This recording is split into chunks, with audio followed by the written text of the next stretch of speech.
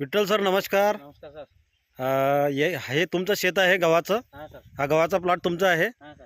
अच्छा अच्छा अच्छा. किती एकराचा गहू आहे हा? ते एक एकरच आहे सर. 1 एकराचा गहू आहे आणि पूर्ण भरलेला मला दिसत आहे गहू हा, हां सर. है ना? तर तुमचा हे गाव कोणतं? तिकोटा तालुका सिद्धापूर के. अच्छा अच्छा. तिकोटा तालुक्यामध्ये कर्नाटकमध्ये हा गव्हाचा सरांचा प्लॉट आहे. सर हा या प्लॉटचं काय वैशिष्ट्य आहे, म्हणजे याला काय तुम्ही कसं काय तयार केलेलं आहे? ते बीज प्रक्रिया केलं सर. बीज प्रक्रिया कशाची केली? सॉईलची? सॉइल चेक केले. सॉईलची बीज प्रक्रिया करून हा केलेला प्लॉट आहे, हां सर. आपण बघू शकता. आणि रासायनिक काय दिलंय सर याला? काय नाही, काय दिलं नाही सर. काही रासायनिक नाही, रासायनिकचा दानाही नाही आहे.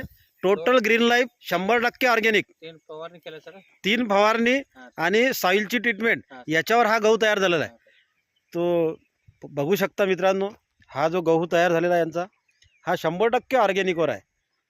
खूप काय रासायनिक टाकतात लोक, ज्याच्यामुळं गहू खाल्ल्यानंतर शरीराला हानी होते. पण यांनी सुंदर प्लॉट असा इथं आणि 100% ऑर्गॅनिक करतात. 5-6 वर्षापासून या जमिनीमध्ये यांनी ऑर्गॅनिक केलेलं आहे. तुम्ही हे जमीन बघू शकता कशा पद्धतीची आहे. खूपच अशी भुसभुशीत जमीन झालेली आहे आणि आता कोणतंही पीक कमी खर्चामध्ये इथं तयार होते. या गव्हाचा तुमचा खर्च किती आहे सर? गव्हाचं काय 2-3 हजार मध्ये. क्या बात आहे. 2-3 हजारमध्ये गहू तयार झालेला आहे. हां, एका एकराला एक 10,000च्या आसपास तर रासायनिकचा खर्च असतेच पूर्ण.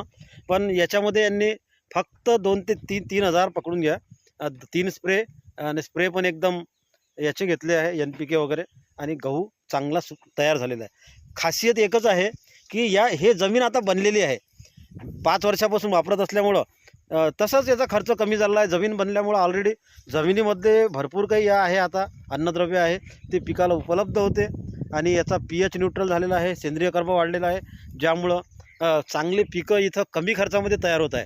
तर आपण पण अशा पद्धतीची जमीन चांगली करायची असेल, पिकं चांगले घ्यायचे असेल तर तुम्ही संपर्क करा. स्क्रीनवर नंबर दिला आहे.